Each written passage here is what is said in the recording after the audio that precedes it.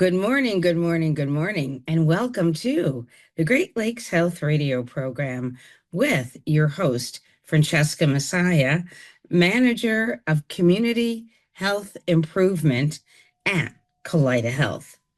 You are listening to us on WUFO, Power 96.5 FM, WUFO AM 1080, or you might be listening, or you might be streaming us and listening to the program. But I want to welcome you to the Great Lakes Health Radio program, Kaleida Health. And I just want to mention that Kaleida Health, we are Buffalo General Hospital, Millard Fillmore Suburban, and Oshai, the Children's Hospital. The new name is now Golisano Children's Hospital of Buffalo. So what was before Oshai Children's Hospital is now Golisano Children's Hospital of Buffalo. We also have the Visiting Nursing Association, and I do believe I said Millard Fillmore Suburban, and the Gates Vascular Institute. We have two long-term care facilities.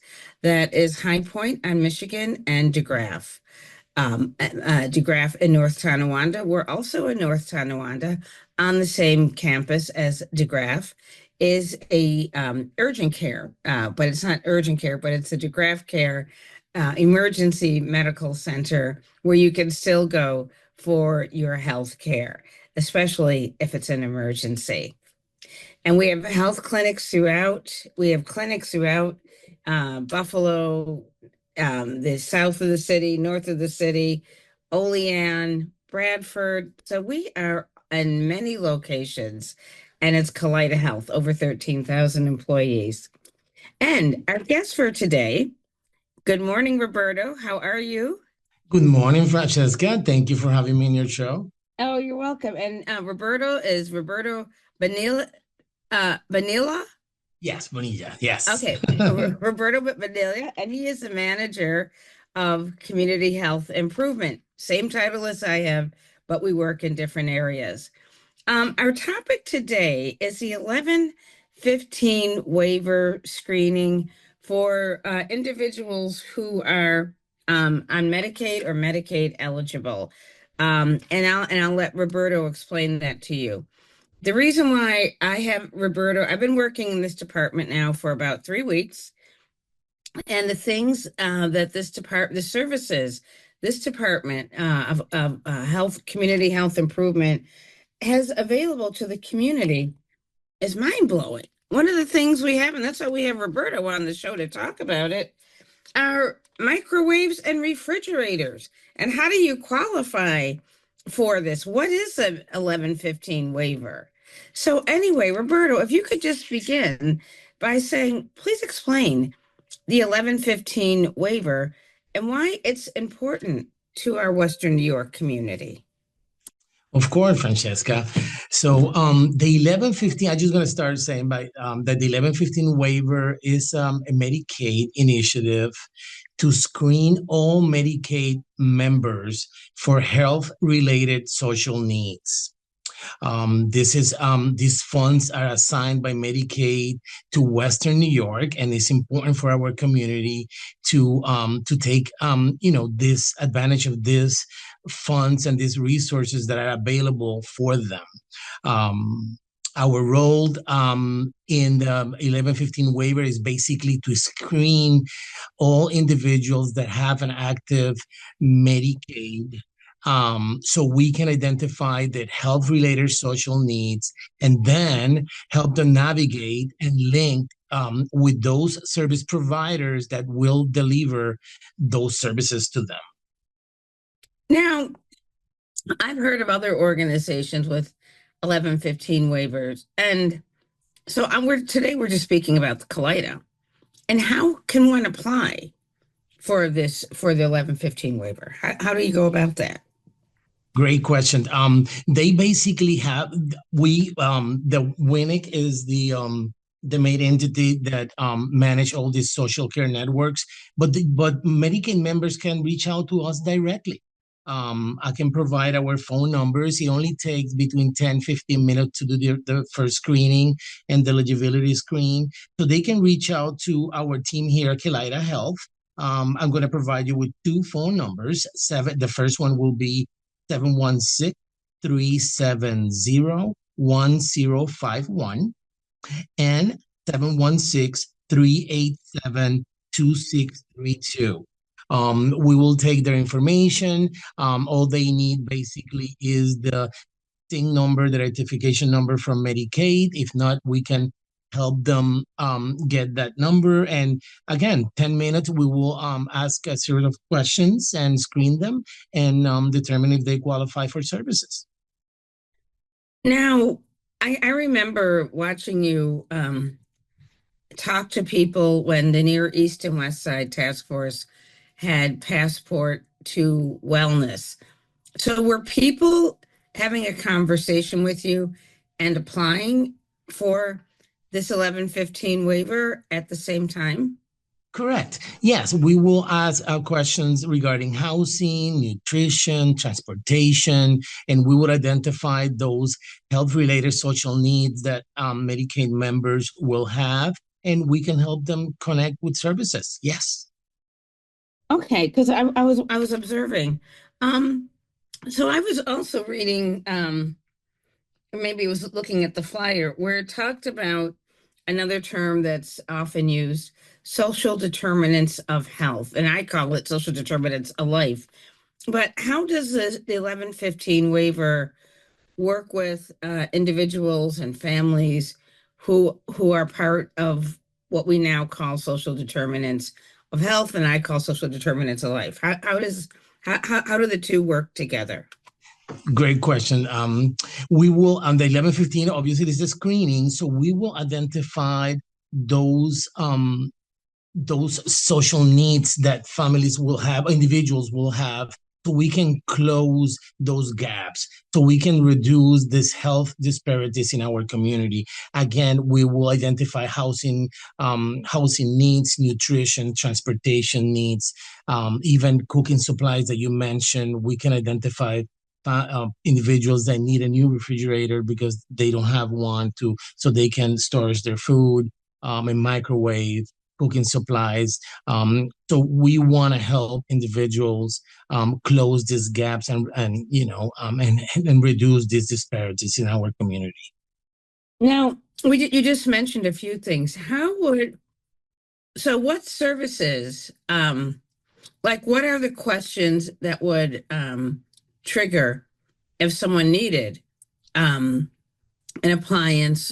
And what's the other, you said, yeah, what are some of the questions that are asked when the person who is applying, that you are able to, prove that they are on Medicaid? So what are then the questions that would make one eligible for the services? And so let's start with the kitchen. And so what are the things you would supply for a kitchen? What makes one eligible? And does someone come to the house to make sure that that's what they need? Great question again. So basically, Medicaid will identify um, individuals that need support. That's the first thing that Medicaid will do. This screening, most of the time, identified automatically. Medicaid members in need with medical condition. If that's not the case, like it happens with a lot of children, we can also send an attestation form to your medical provider for them to confirm that the Medicaid member has a medical condition and is entitled and eligible for these extra services. Now, that's one part. The other part is we ask individuals if they have stress finding food. And if they said yes, very often I don't find fresh vegetables. I don't have access to, a fresh and healthy products. That will be one question, and we will refer that individual for food provisions. We also ask them, how is your refrigerator working? How do you have a microwave? If they say no, this is a verbal answer. We will not send no one to their homes to verify this information. This is all verbal, And if they need a refrigerator, we will refer them to receive a new refrigerator. Housing, we ask, do you have a steady housing where to stay every night? Sometimes they don't have, they might feel homeless, and we that way we can refer them for housing assistance. Transportation, do you have a reliable transportation? This is just questions that are verbal questions. We ask them, they answer yes, no. um the same for like pest control. If they have, we can also help with home remediations. That's a great one for asthma, and for pest control. But again, this is all free. Also, I have to mention all these services are free of charge. Medicaid is not going to charge no one for these extra services and these resources. And most of the time is a verbal answer. Mhm. You know what? Can you just say what you just said? Can you, because I know we have listeners who are also speaking Spanish. Can you just repeat what you said about the services that are free and no one goes into your home? Can you just say that in Spanish? And so just in case we have listeners who understand Spanish, can you do that? Claro que sí, of course. Okay. Um, Nosotros aquí en Kelaida estamos haciendo estas preguntas a miembros de Medicaid que tienen Medicaid activo para identificar necesidades sociales como provisiones de alimentos, utensilios de cocina que puedan necesitar las familias, como refrigeradores, microondas, utensilios de cocina. Podemos ayudar a remediar los problemas en la casa con asma. Cuando tienen niños que tienen asma o adultos que tienen asma, podemos ayudar. Si tienen insectos en la casa, también podemos ayudar. Con transportación, si no tienes hogar, nos puedes llamar, podemos conectarte con agencias que dan servicios de casas para que puedas obtener un hogar. Todos estos servicios son gratuitos. Nos puedes llamar al teléfono 716-370-1051 o al 716-387-2632. De nuevo, es un servicio gratuito, solamente nos toma 10 a 15 minutos entrevistarte y poder conectarte con servicios. Muchas gracias y esperamos tu llamada aquí en Kelaida Health. Thank you, Francesca. And you're welcome. And did you say your name and give the phone number as well? Yes, I did. Roberto Okay. Bonilla y mi teléfono otra vez, 716-370-1051. Yes, thank you. Thank you. This information is just way too important for just one language. I mean, and I know we've discussed this at our meetings in interpretation. So is it you? So how does someone get in touch with you to come to their church or their health fair, or is there a team? How do you work? I mean this is huge. How many people in Western New York are on Medicaid? Do you know how many people? Oh my God, it's really high. I don't know exactly the exact number, but as Kelaida employees, we know that 80% of or more of our patients sometimes are Medicaid. So it's a reflection of the community too, I will say, right? Right. So yes, it's a lot of people that have this opportunity to take advantage and to have those gaps closed. And we here to assist you. And please, you can reach out to me and my phone number that I give, and I will give it again, 716-370-1051.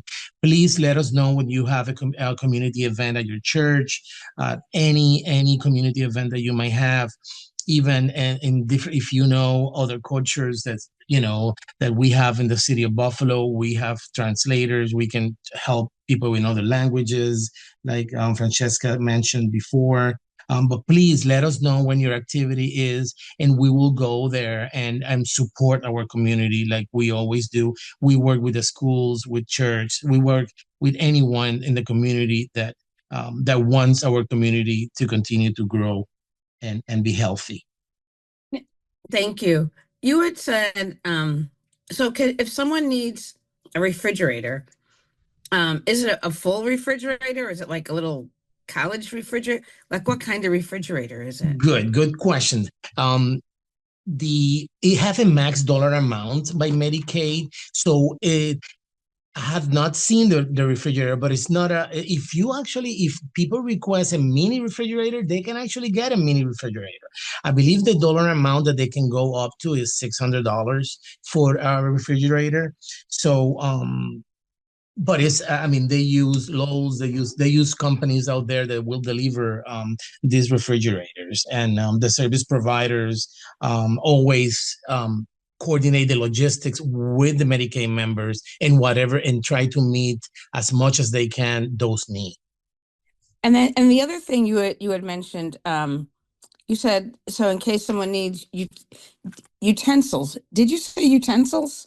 Yeah, cookingware, silver plate, silverware, a new set for a plate set, nice glass cups, a set of knives to cook, to help you cook, and measure cups, anything that you need, air fryer.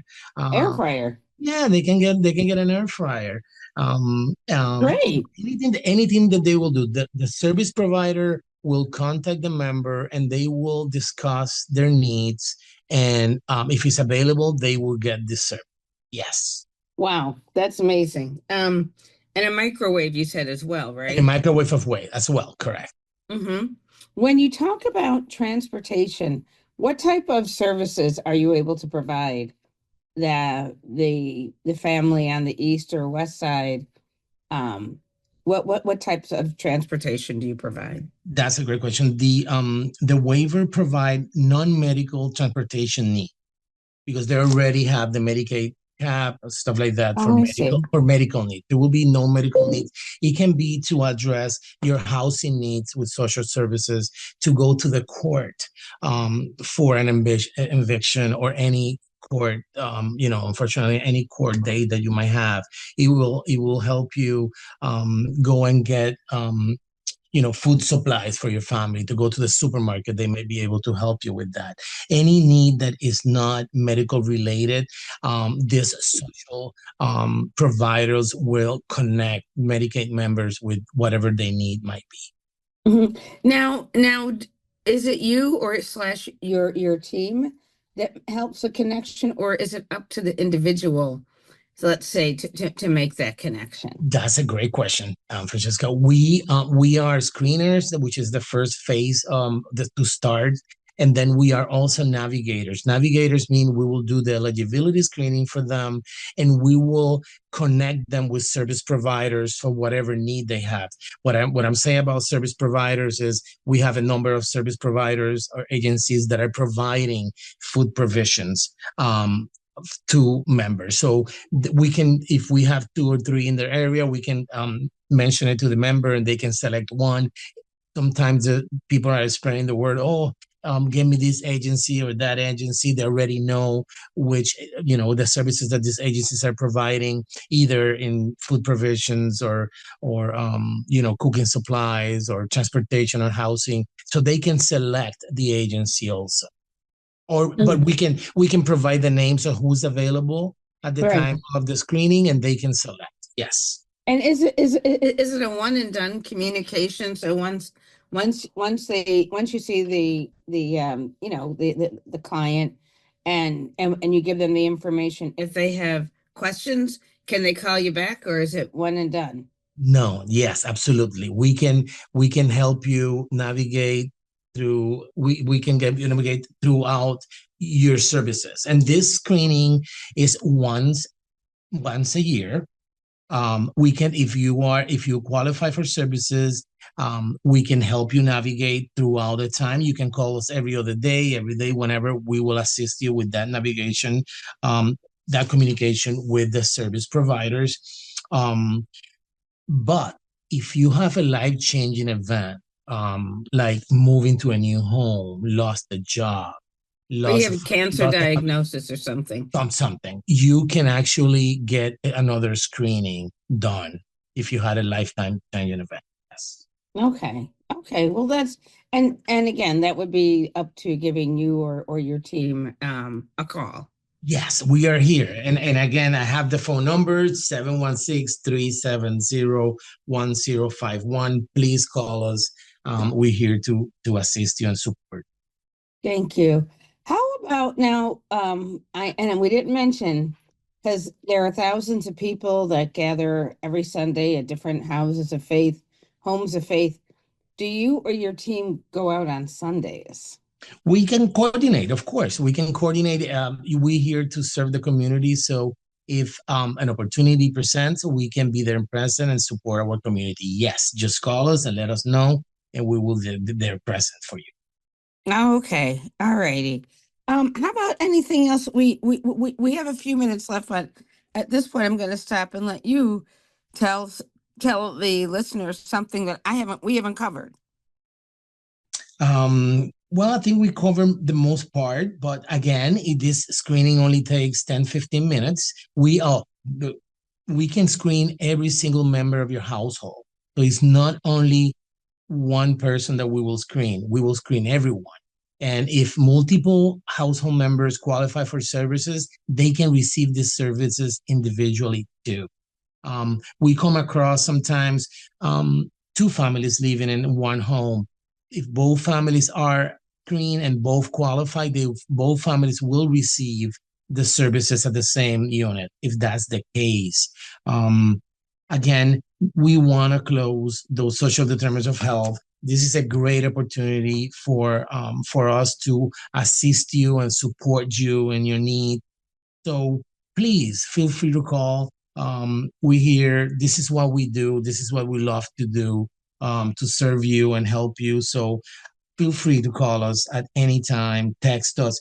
You can also text if that's your if you wish to do that. You can also text at 716-387-2632.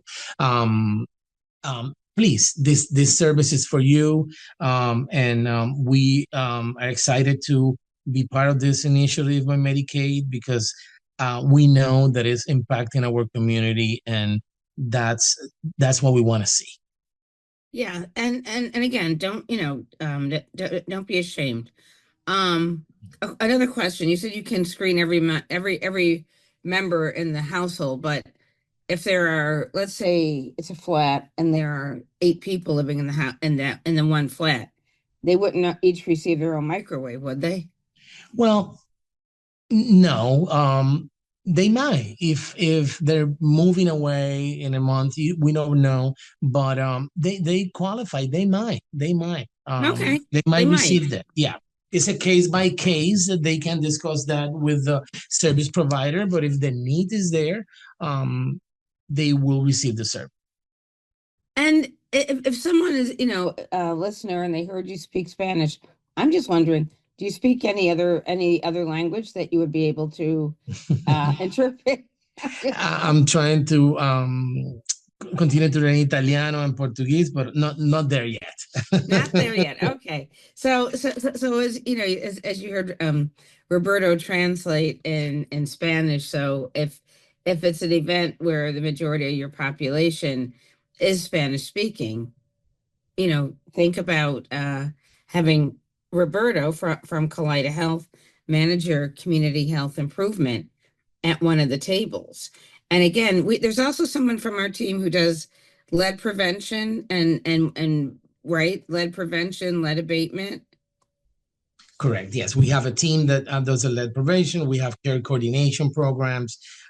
Yeah, so we can help in many ways. And this screening is like a starting conversation. It comes many times, Francesca, that we referral families and individual to other services that are not part of the Medicaid waiver. But as you know, as Kaleida Health, we have so many resources that we can help families connect with providers, connect with care coordination, with whatever they needed. So this is a great opportunity of having a conversation, and help our Yeah. community.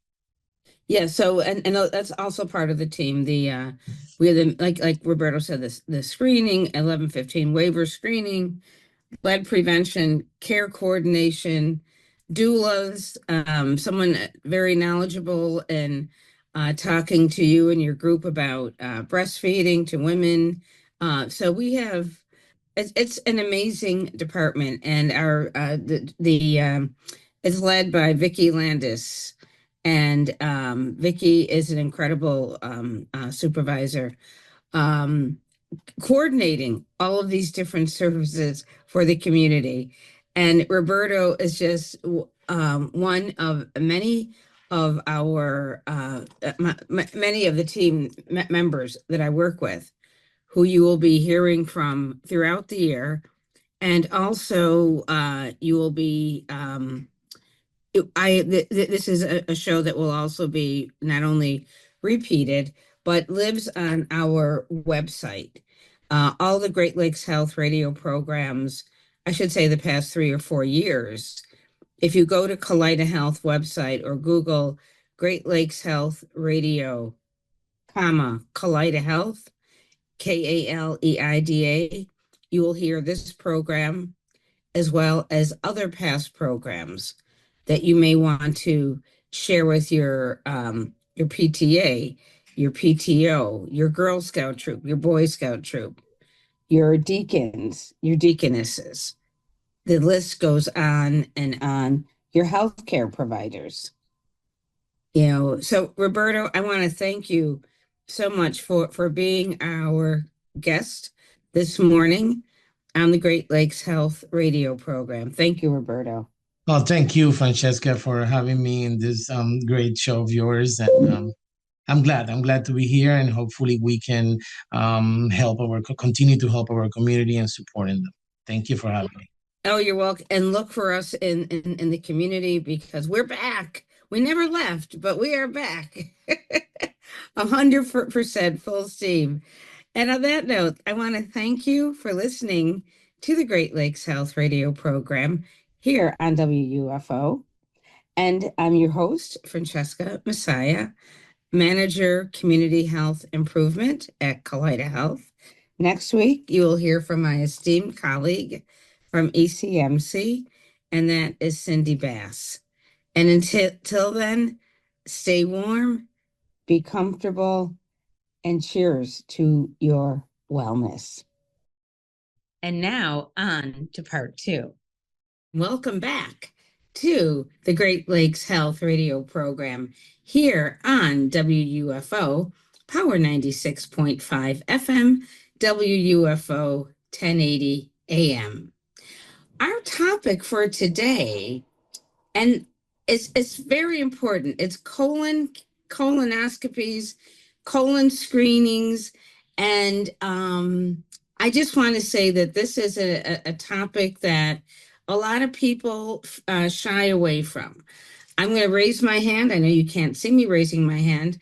I've had one, and it was a great experience. Do not be afraid of it. People talk about the prep, but you know what? You're asleep. But I'm not going to steal the thunder away from our guest for today, who's going to talk to us about colonoscopies, and that's Dr. John D. Ortolani, who is a colon and rectal surgeon, assistant professor at the UB Medical School in the School of Surgery, and he's also a surgeon right here at um, um, Buffalo General Medical Center, which is part of Kaleida Health. Good morning, Dr. Ortolani. How are you today? Good morning, Francesca. Thanks for having me. I'm great. Oh, you're welcome. You know what, Dr. Ortolani, and I want to thank you for, again, a few years ago, I had one. You were my physician, and it all went well. So thank you. But for our listeners, what is the purpose of the colon, and why is colon screening important? Sure. So essentially, the colon and the other name for it is the large intestine. So sometimes our listeners may hear it described differently as the large intestine or just as the intestine, but it's essentially the lowest part of the GI tract. And essentially, its role is to absorb water. So there's really nothing more glamorous than that in terms of what it does. It helps to take the output from the small intestine, which is mostly liquid. It absorbs that water back into the bloodstream, essentially, to allow you to maintain your overall fluid status. And then the remnants of that essentially turn into stool, which is what you evacuate. And so the colon's job is to absorb that water. There are some electrolytes that also are in play in terms of the colon, but really nothing more than what we talked about. So in terms of why it's important, as far as screening goes, we know that colon cancers and rectal cancers typically start off as small polyps or growths in the colon. And we know that if we can identify those growths when they're small, typically they haven't turned in anything worrisome yet. And B, we can actually manage them while we're in the middle of the procedure. So we can actually remove a polyp that we see during a colonoscopy. So the benefit to the patient is we've removed a potential growth that could cause problems in the future, and we were able to do it all while visualizing the colon. So it really offers both a diagnostic and a therapeutic effect, which is most beneficial to the patient. And one of the most important things you just said, in case someone got a little squeamish or something, you're asleep. You don't know. So you're not feeling this. So Correct. We do this under what we call moderate sedation. So patients are given pretty strong sedative medications and analgesics to really get them comfortable. We typically call this conscious sedation in the sense that you're able to maintain your own airway. So this is not like a surgical procedure where we need to put a breathing tube down to help you breathe. This is you're breathing on your own, you're maintaining your own airway. We're just giving you medication to make sure that you're not feeling what we're doing and you're not cognizant of what's going on. Mm-hmm. Yeah, thank you. At what age should one consider getting a colonoscopy? And does it matter if you have a history of colon or rectal cancer? It's a great question. So, up until a few years ago, the standard screening age for colonoscopy was age 50, and that had been the case for many years.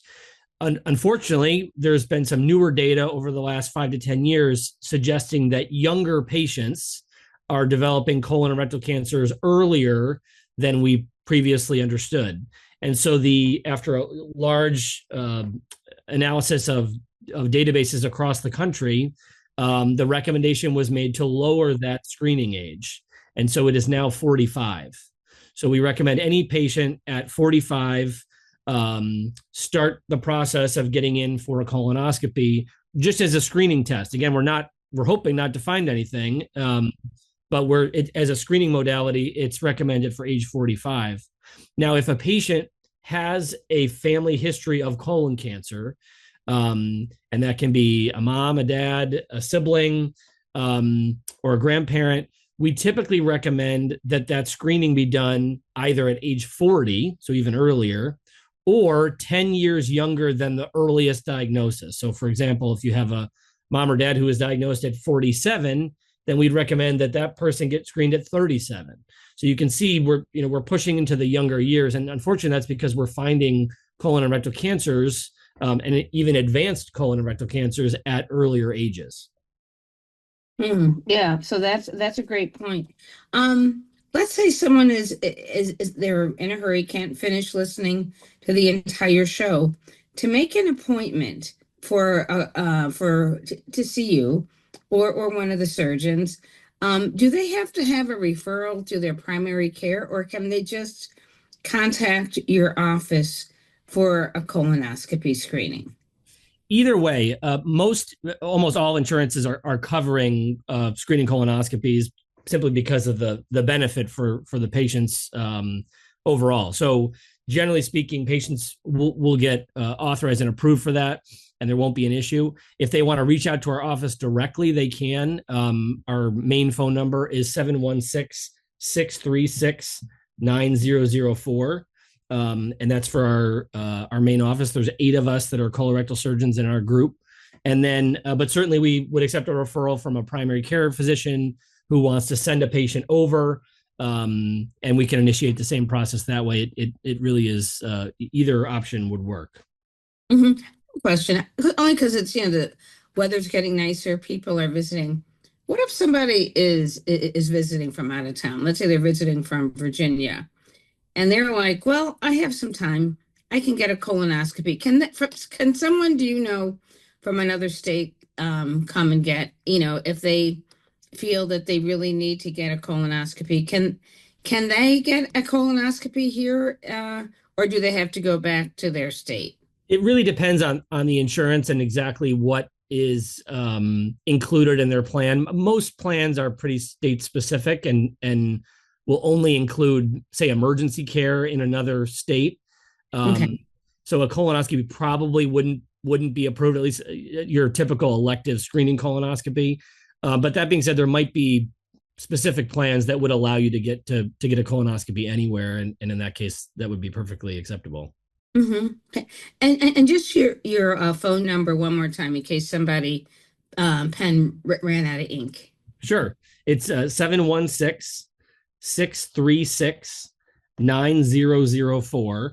And when you call, you'd speak to one of our front office staff, and they would typically, ask what you're calling about, and you'd say, I'm interested in getting a colonoscopy or a screening colonoscopy, or if you just say your age and that you haven't had one before, we would typically get you to one of our schedulers who would then look at the schedule and get you added on pretty quickly for a colonoscopy. Most of us in our group do colonoscopies, maybe 4 to 5 times a month in terms of different days of the week. So we can usually manage anybody's schedule, whether they prefer a certain day of the week or a certain time of the week.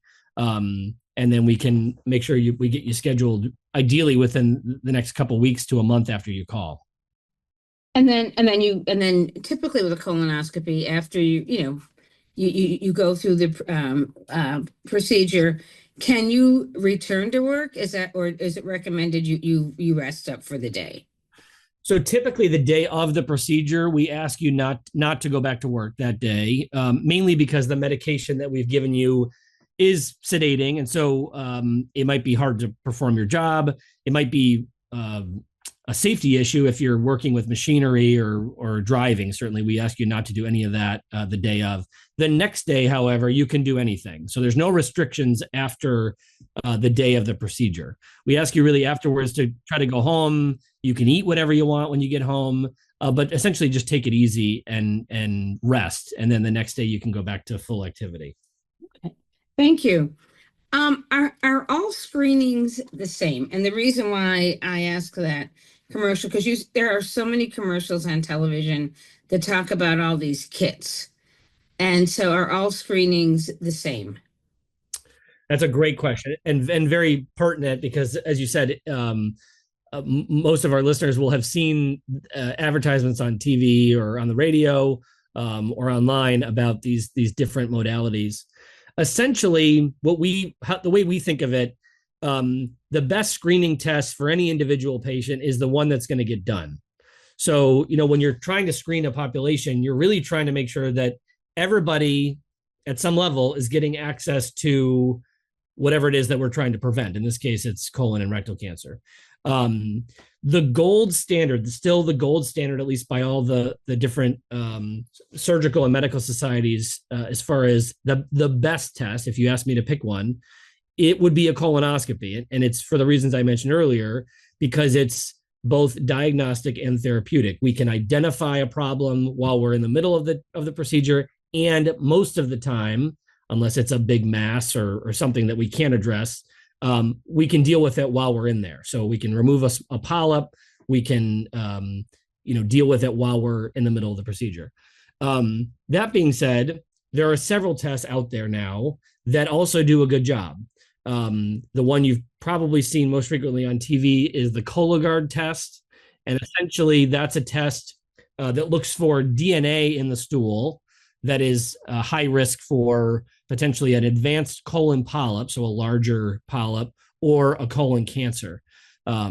Essentially, this involves you get a kit sent to you, you have a bowel movement, you use part of the material they send you to collect some of the stool, and then you send it back, and they do an analysis on it and then send you a result. And it's generally either positive or negative. There's not a middle ground.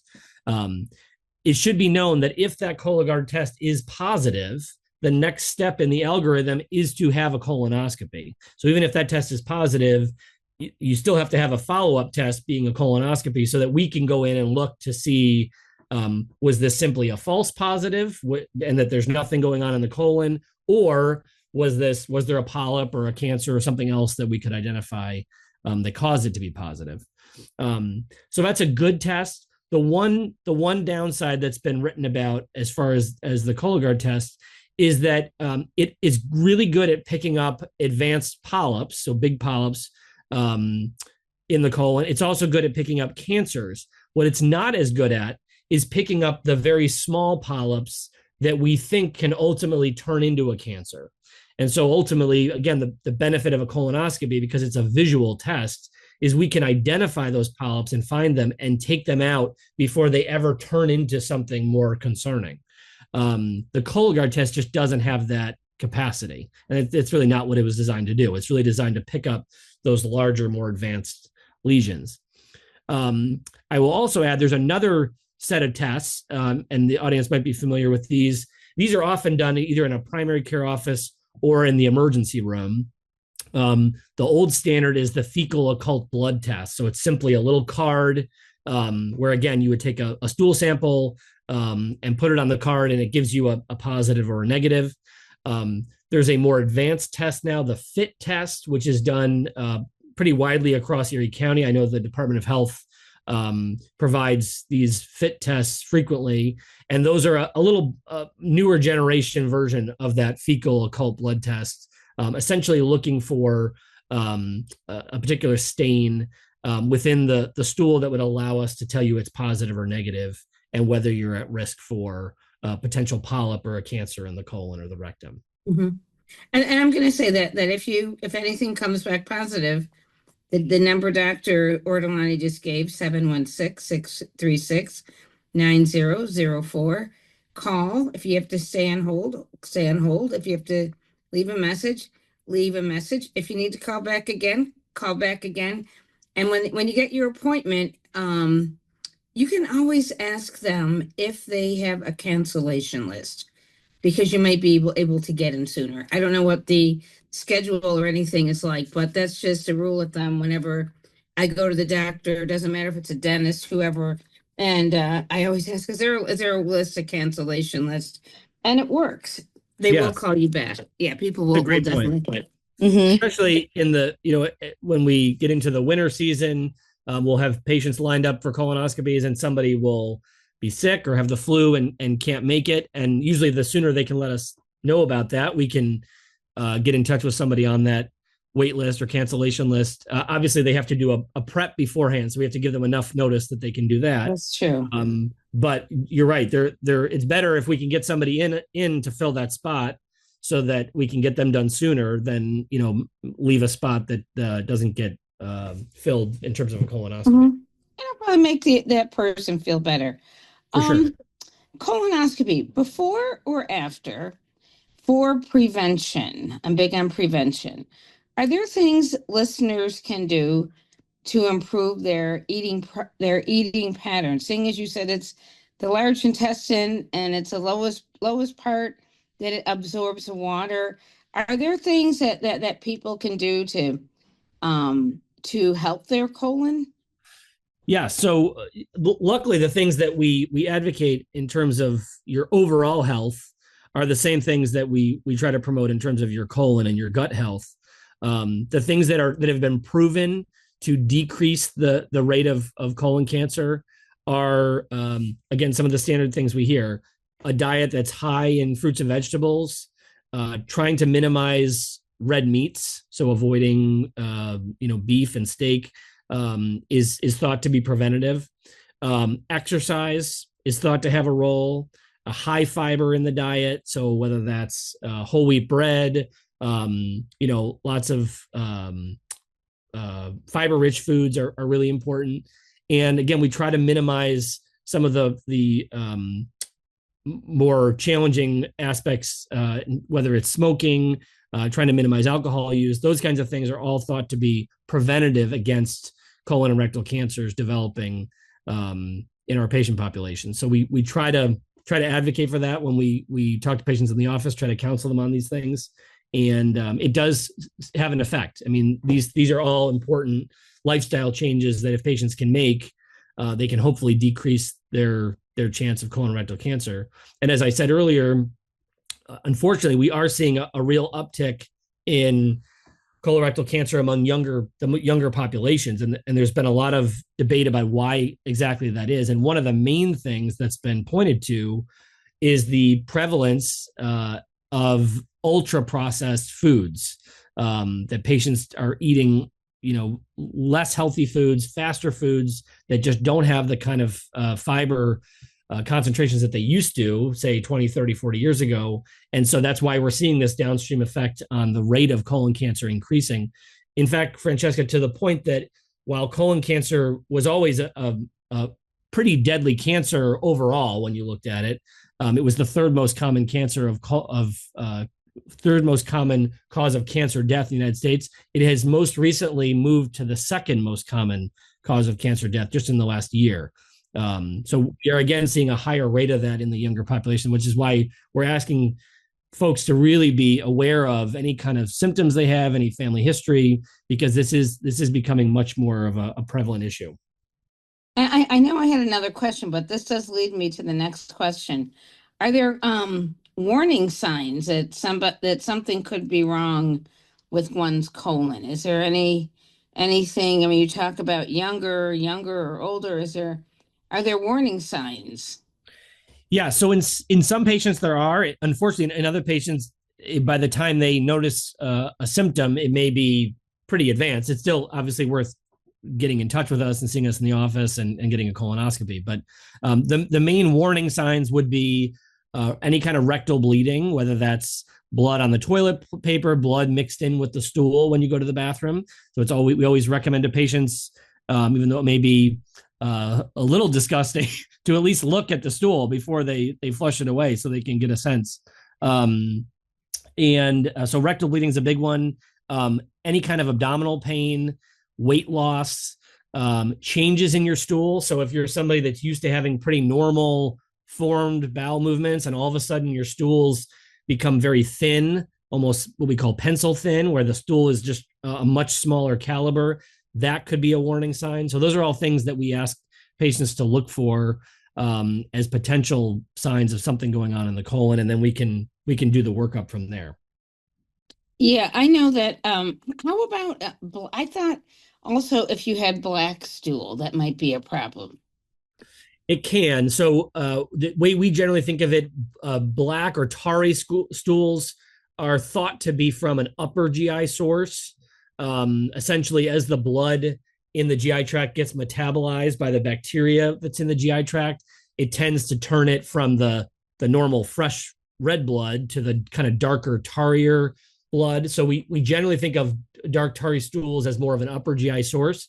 That being said, you can get a colon mass or cancer on the right side of the colon, the very first part of the colon, that by the time all of that blood makes its way out and you see it, it looks sort of dark and tarry. Whereas typically blood that's fresher, that's more bright red blood, is typically blood more from the lower GI tract or the left side of the colon. So, but really any blood in the stool could potentially be cause for concern, because even if it's from an upper GI source, it may require some workup. So any kind of blood, whether it's dark and tarry stools versus bright red blood, is something that's worth investigating in the office, and we can work it up from there. I would say so. Colonoscopy. If you're doing a colonoscopy, are there any other any other diseases or anything else that you're looking for while you're doing that? Like, does something else, could you be doing a colonoscopy and besides a polyp say, oh, well, this doesn't look good. We need to make sure that the patient sees XYZ physician or something like that. It's difficult because the colonoscopy is an intraluminal test. So we're really just looking inside the colon. We can't even really see the outside of the colon, the full thickness of the colon when we're doing this test. That being said, most colon and rectal pathology is from the inside of the colon. So it's not like we're really missing much because most of what we're looking for is on the inside anyway. Um, Most of the time, we can't see any other organ systems during a colonoscopy. I mean, we can't see what's going on inside the abdomen, the gallbladder, the liver, the kidneys. We can't see it up close. That being said, we can sometimes see effects from other organs. So, for example, in females, if there was something going on in the uterus, something in the ovaries that was large enough to sort of push on or squeeze on the colon, same thing goes for the prostate in men. We can sometimes see the effects of that during our colonoscopy, and then we would know either we could take a biopsy of something or we'd be able to refer the patient to the appropriate specialist to make sure that that got investigated. So yes, we do sometimes see pathology from other organ systems, but a colonoscopy is not a great way to test for those other systems. Usually a CAT scan or a full body imaging is better able to detect that. Mm-hmm. Okay.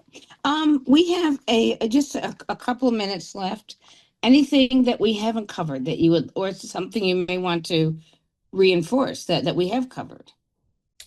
Well, one thing I wanted to just add, because I know, for our audience, that our group especially does colonoscopies at several locations throughout Buffalo and the surrounding area. So luckily for patients who would prefer to have their colonoscopies done at a specific site, or even if they want to be seen in the office at a specific site, we're at several locations. Where we have an office in the North Towns. We have our Buffalo General office. We see patients at ECMC. We see patients in West Seneca and the South Towns. So we also have an office in Kenmore. So we really try to be all over Buffalo and Western New York, which gives us the opportunity to see patients wherever they may live or feel comfortable. So I think that affords our audience an opportunity, no matter where they are, to get their appropriate screening tests and make sure that they're done efficiently and safely. And I just want to say, remember when you're making your appointment, make sure you give whoever's going to give you a ride home enough time to make sure they can give you a ride home, because you can catch an Uber, you can catch the bus, you can, I don't even know if you want to walk because you may be feeling a little weak, but you have to have someone take you home, and it cannot be an Uber or a Lyft or a cab. So I just want to make sure our listeners are aware of that, because they may think, oh yeah, I can just catch, the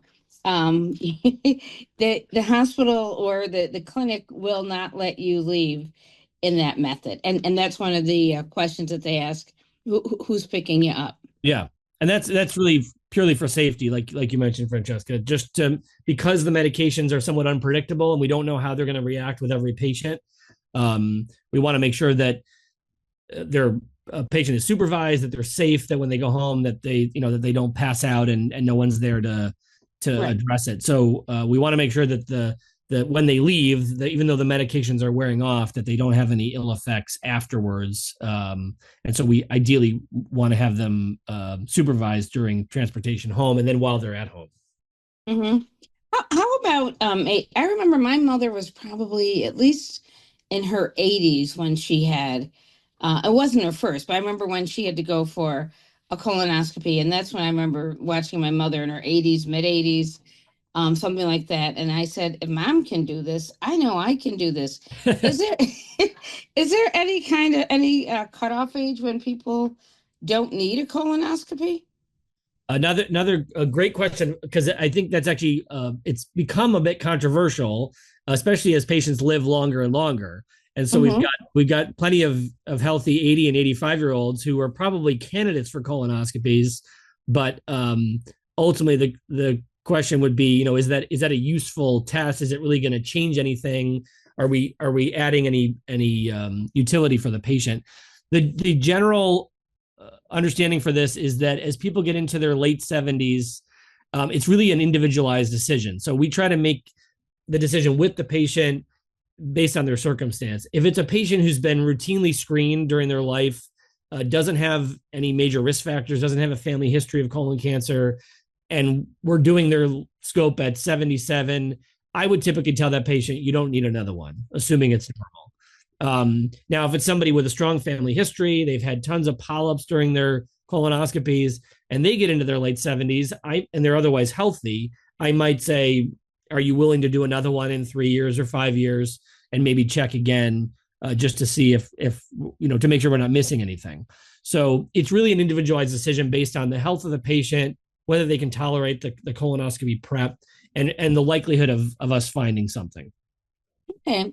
Well, Dr. Ortolani, we are out of time for now, but remember, we can always do a part two. So if there are things that you still want to discuss, because I feel that, colonoscopies are so important. Remember, it's what Chadwick Boseman passed away in his 40s from. And I just can't say enough good things about colonoscopies, about getting screened. So if there's something that you want to, we didn't cover, and you really want to make sure we get out, we can have a part two on colonoscopy screenings. Well, thank you, and thanks for the invitation. This has been a great discussion and hopefully valuable for the audience. Yeah, thank you, Dr. Ortolani. And I just want to say thank our listeners. And I'm Francesca Messiah from Kaleida Health, manager of community health improvement. And we'll be back in 2 weeks with another exciting show. If you want to catch some of our past shows, please Google Kaleida Health, and in the search bar, put Great Lakes Health radio program. And not only will you see the Great Lakes radio programs, you'll see all of our communications and all of our different types of broadcasts that we have on Kaleida. So thank you for listening. Be safe, and I'll see you in 2 weeks. Bye-bye.